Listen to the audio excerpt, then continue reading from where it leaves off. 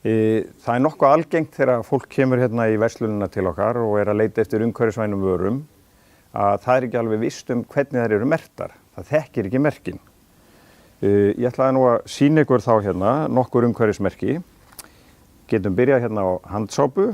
Hún merkt með græna svaninum sem norrænt umhverfismerki. Við erum hérna með sænsku svöluna. Og þessi brúsi hérna, hann hefur annað umhverfismerki eða þennan hring sem segir að þetta endurvinnanlegur brúsi. Þetta var að fara í sorpu. Við erum með amerískar vörur hérna. Það Green Seal sem ameríska umhverfismerkið. Voða margir tengja þessi umhverfismerki vökvum eða einhverjum hreingerningarefnum. En það eru fjölmargar aðrar vörutegundir sem orðnar umhverfismerktar og bara svona ganni þá hérna áhöld sem notuð til þrifa. Hérna svansmerki komið á gluggaskufu, moppu til að skúra með og við getum haldið áfram. Katrín, þetta eru pappírsvörur.